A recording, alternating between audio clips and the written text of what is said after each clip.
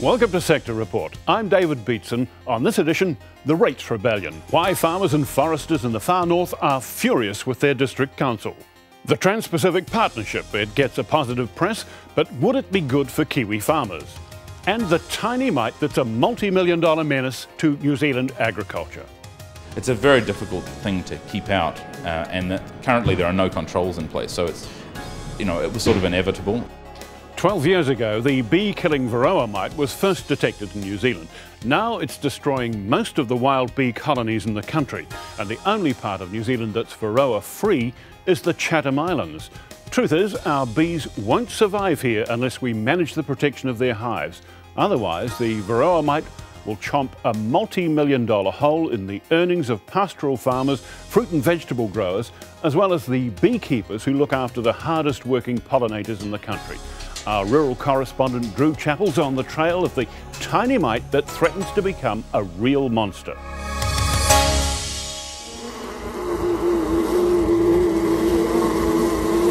To some, they are scary. To others, the source of a tasty treat. And to a few, they are the key to our future. They are honeybees. And now, without our help, they could face extinction. Within about 3 to 4 years, every feral bee in the district will disappear. Anyone who's relying on pollination from feral bees is going to miss out, so you'll have to rely on managed bee colonies.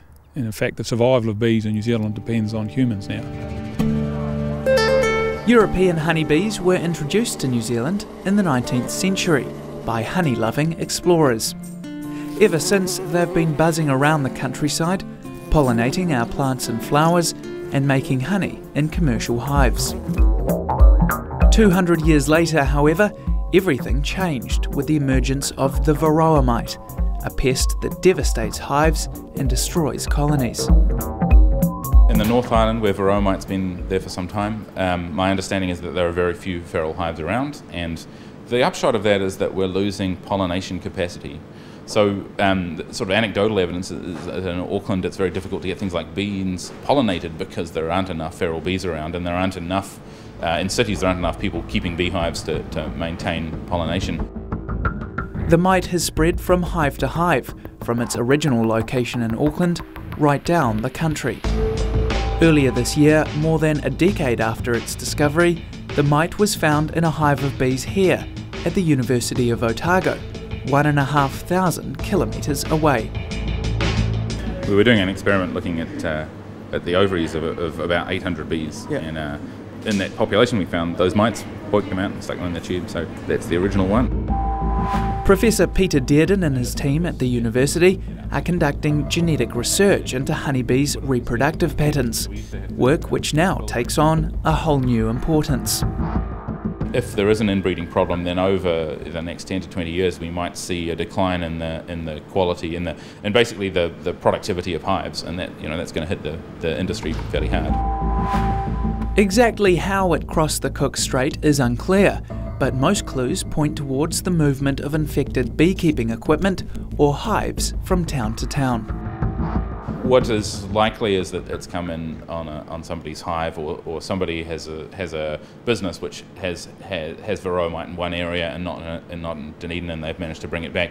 It's a very difficult thing to keep out, and that currently there are no controls in place. So it's, it was sort of inevitable. And I think what we've seen down the country is that effectively beekeepers have moved the mite unwittingly down the country, and that's what we've seen in Dunedin as well.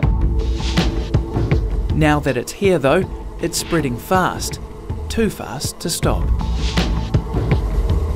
The surface is sticky, so anything that falls down onto the bottom of our hive sticks to this, and the bees can't clean it up, basically. Okay. And so what we're looking for here are Varroa mites, which are these here. So there's two next to each other there, there's another one there, and then there's a bunch of them over here. It's in the early stages of infestation, if you like. But the nature of Varroa mites are that once they're there forever. Dr. Otto Hayek is the chief researcher at Otago, as well as keeping some hobby hives himself. All this orange here is all pollen. In terms of going into the winter, that's exactly what you want to see in a beehive. You want to see plenty of honey, plenty of pollen, and you know if they've got that going into the winter that they're in good shape for getting through the winter. So that one will get capped. His bees have also recently shown signs of Varroa infection, but he knows the worst is yet to come. Initially, especially during the first few years when Varroa is getting established, it can be quite brutal. Like Varroa can build up to very, very high numbers in a hive, and as a hive starts to die off from Varroa because there's too much Varroa in there, the last bees from that hive actually abscond. They leave the hive and they go and join other colonies, and those bees can be covered head to toe in mites. Chemical treatments seem to be the only successful way of dealing with Varroa, developed overseas where Varroa has been a problem for decades, having first been discovered in Japan in the 1960s. Franz Lars, like most beekeepers in the country now, is checking and treating his infected hives twice a year at his own expense. What would happen is the bees would brush the chemical, would then contact their bodies, and bees are very good at spreading chemicals throughout the hive. It's very part of their nature, and they very quickly spread the active ingredient from here onto all the bees. So any mites that are on the bees will be killed. New Zealand seems to be, the way Varroa behaves seems to be slightly different than what happens overseas. Certainly mortality rates and the rate of mortality is a lot higher, and also the speed of colony collapse seems to be a lot faster. In some parts of Northern Europe it can take 3 to 5 years for a colony to die, whereas in New Zealand it's not uncommon for a colony to die within 12 months of being infected. There are a range of different treatments on the market. However, the cost of the treatment is expected to rise as the mite spreads, leading to greater pressure on keepers' profit margins. In the South Island we don't have the access to the large areas of kiwi fruit pollination, etc. So like for my own instance, I don't do any pollination, so I have to rely entirely on honey.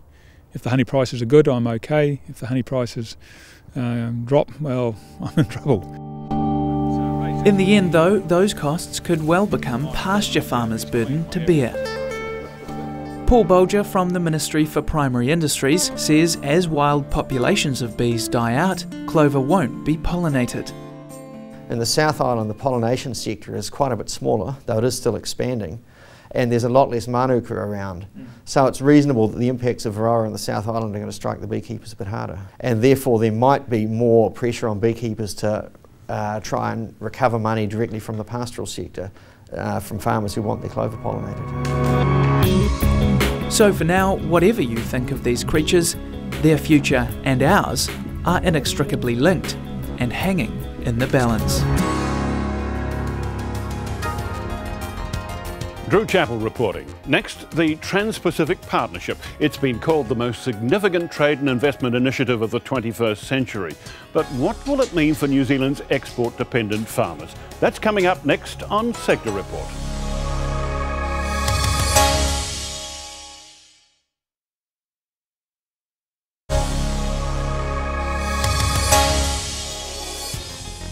New Zealand is one of the 9 Asia-Pacific nations involved in negotiations to develop a new multinational trade and investment bloc with real global clout. In Dallas this month, our negotiators have been working with representatives from Australia, Chile, Peru, Singapore, Malaysia, Vietnam and Brunei and the United States to develop what's called the Trans-Pacific Partnership. But what could TPP, as it's known, do for New Zealand's farm exports? Well, earlier this month, both our Prime Minister and the US Ambassador spoke frankly about their views on TPP at a meeting of the New Zealand-United States Council in Auckland. Let's take a look. The thrust of the 10th meeting was not on old spats, but on the progression of the regional free trade agreement known as the Trans-Pacific Partnership. Can we successfully complete the Trans-Pacific Partnership, and if we can, what does it look like? The answer to that is yes, I think we can, and the answer is I think it's comprehensive. In other words, I think there is genuine commitment to see TPP completed. Mr. Key said the 9 countries involved in the TPP all have different needs and challenges, and made it clear that for New Zealand, that's agriculture. I mean, in the end, a deal that doesn't include agriculture and doesn't have access for New Zealand's great products in that area, from beef to dairy, is unacceptable. And that's simply because in the end we're not going to weaken future negotiations we have by signing up to something that is substandard, and there would be nothing in it for New Zealand if we didn't. But not everybody believes it will be easy. According to leaked diplomatic cables, New Zealand's chief trade negotiator says we stand to gain very little from the Trans-Pacific Partnership. Because, he says, there's no way America's farming lobby groups will allow the country to lower its trade barriers for New Zealand's agricultural exports. And comments made by the US ambassador to New Zealand suggest perhaps the two countries are not singing from the same page when it comes to the TPP. We should consider very carefully what we actually mean when we refer to a gold standard or 21st century deal. The term must be more than just a euphemism for what serves the particular interests of one party or another. If our focus is largely on tariffs and subsidies, we're talking about the 18th and 19th century world, not the 21st century. 21st century economies are built on intellectual property, investment, services, professional migration, currency flow, complex regulatory frameworks, global environmental concerns.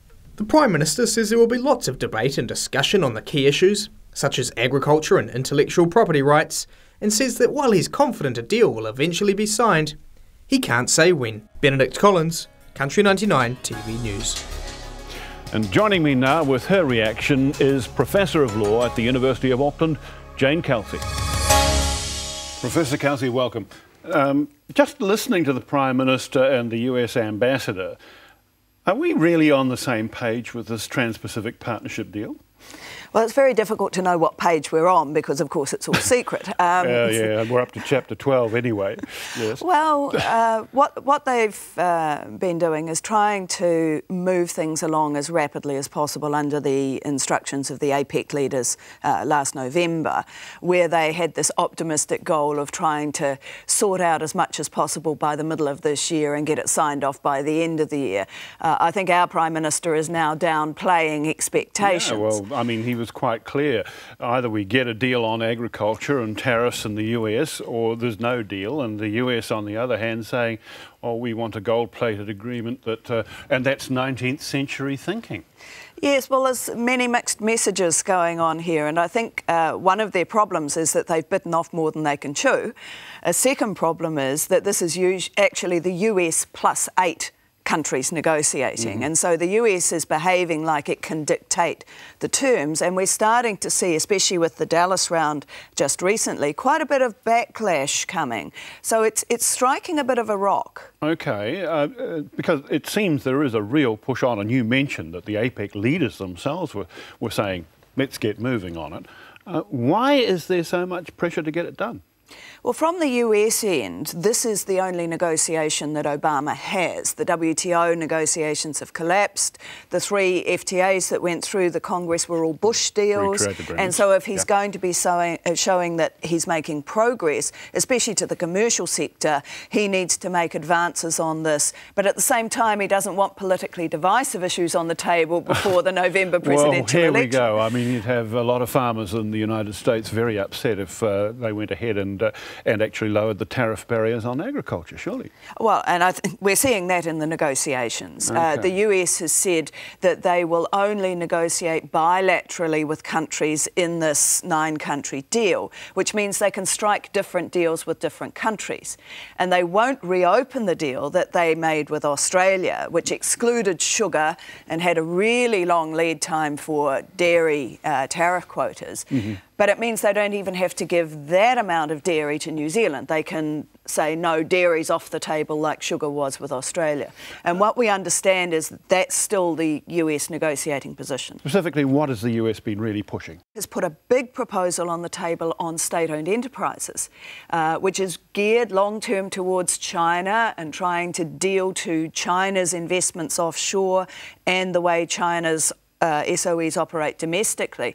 But no one really knows what it means. Obviously, for Vietnam and Malaysia and so on that have big SOEs, it's an issue. But our Treasury is trying to work out what it might mean here for our own state-owned enterprises. So if you're talking about a deadline on the one hand, and you've got these aggressive, complex, controversial proposals on another, it's a recipe for inconclusive negotiations. We are seeing, however, some careful cultivation of positive press coverage about TPP in New Zealand. The wine industry's success in the World Wine Trade Group is being held up as something of a model of what can be achieved through this kind of arrangement. But is that a valid model? Is that a valid proposition?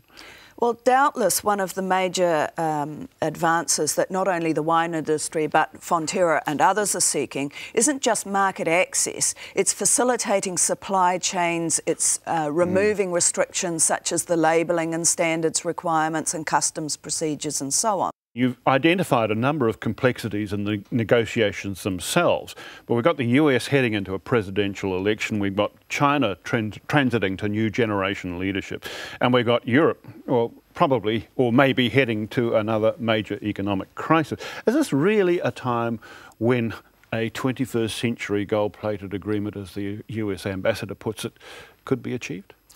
Well, it depends on whose 21st century. Well, I would think it sounds like America's 21st century so far. Well, if it's a 21st century designed to suit America and designed to suit big corporations, one, I don't think you're going to sell that agreement domestically in any of the countries. But second, it's actually a foolish thing to lock us into a model that is clearly in turmoil now internationally. We need to have the regulatory space and the policy space to respond to the challenges that confront us. And we don't need secret deals that are going to tie our hands in doing so. One final question. If you were betting on this, when do you see a TPP agreement ever being achieved? At the minute, I think it may go down the same path that the free trade area of the Americas, the multilateral agreement on investment and the Doha round in the WTO have gone, that they have been far too ambitious and that is going to be its downfall. Interminable. Indeed. Thank you very much. Pleasure. Jane Kelsey, Professor of Law at the University of Auckland. In just a moment, how would you fancy a 400% increase in your rates? We'll find out what's got farmers and foresters steaming in the far north next on Sector Report.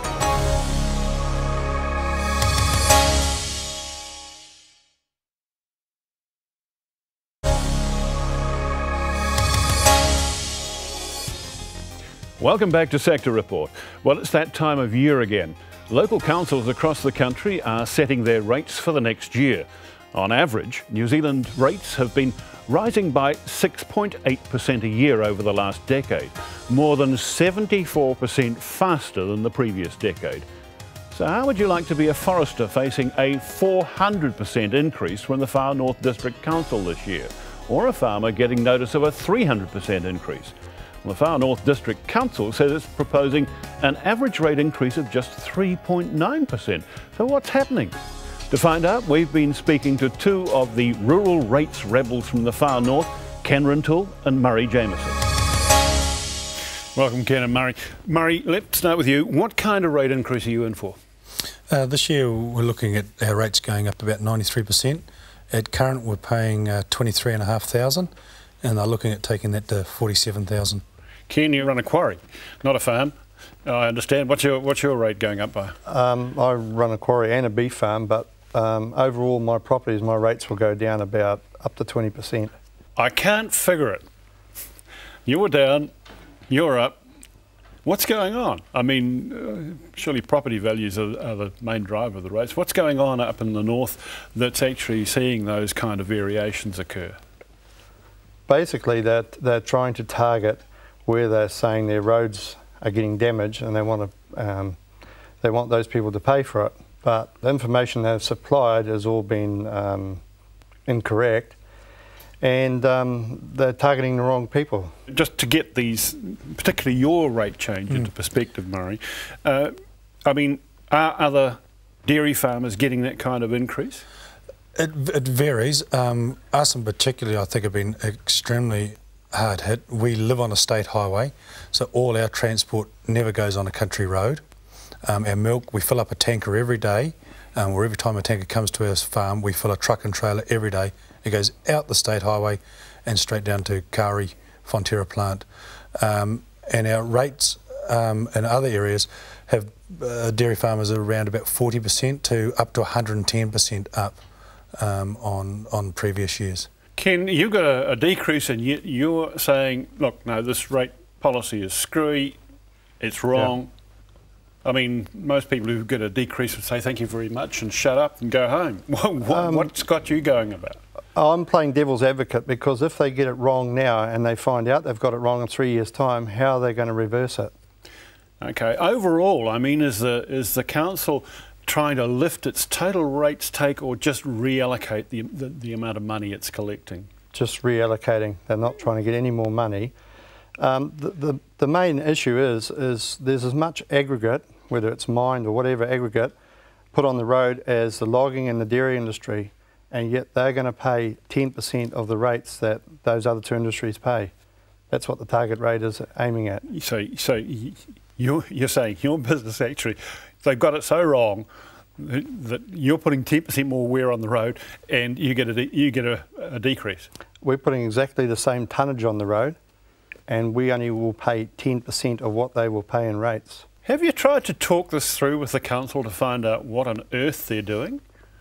Well, to date we've had no consultation. It seems an odd situation that you're on a main highway which gets maintained not by the council but by the rest of the country really, and yet you've got a very massive increase in rates. Are dairy farmers being singled out for particular attention because everybody thinks you've had a great time? It tends to look that way, and there has been comments made that that dairy farmers are extremely wealthy and can afford to pay it. But at the end of the day, we are a business, and if we get this increase in rates and have to pay it, we're just going to have to take money away from somewhere else where we're spending. Dairy farming is not a bottomless pit. Well, I mean, I was going to ask you that. I mean, can you afford to pay? We can afford to pay, but we'll just have to take money away from somewhere else. Like I say, we only can generate X amount of money. We are actually a corporate farm and we're a company, so I've got shareholders that I'm obligated to. They want a return. Plus, we've got fertiliser, animal health, all those other costs. If this is forced upon us, we will just have to take some other money away from something else to pay for it, because it's not a bottomless pit as such. Have you got a plan of action to go through from there, Murray? No. Well, what we're doing is trying to, as Ken said, seek this information from government on just how much road user charges have been collected, plus also the taxes on the fuel that have been used in Northland, and actually try and get probably some of the money that Northland is due back in there. At the end of the day, I don't have a problem paying rates. I want our community to have the facilities and the services that it needs, but it needs to be fair to all, and we can't single out one particular group to either pay or not to pay, and that's what I think is probably the big thing that is coming out, is actually trying to come up with a system that can do this. But Murray, is there nowhere you can go to say, look, they have really got this screw? I mean, Ken's got the evidence. He's done the homework on working out what the disparities are. Is there nowhere you can go beyond your council to actually have this matter taken up? You can get a judicial review done on it, which is what two people are saying they're going to instigate. That will show all the flaws that will come out. I don't think it will get to that. I think the council are very sensible people. The councillors are very sensible people. I think they've been misinformed by some of their middle management, badly misinformed. How much political clout can you muster? Say, how many voters in the district are getting the benefit versus how many voters are going to be disadvantaged by the new rating system? And do you have the clout to actually say to the council, you're gone, unless you actually listen to reason? The dairy farmers is a very, very small proportion in Northland. Like everywhere in New Zealand, the urban population is a lot larger, and the council have been clever, I think, in the way they've packaged this. Generally, most urban people are getting a reduction in rates. It's only $100 or $200, but in the current climate, every bit helps to them. But on our side, the rural and the forestry are generally very large employers in Northland, and it will put pressure. We may end up reducing staff numbers if the pressure keeps getting put on our business. Like I said earlier, we are not a bottomless pit. Just to drive the message home, What are your rates today, and what will they be if this change actually happens? 93% increase, so roughly $23,500 to $47,000. Ken and Murray, thank you very much for your time. Thank you.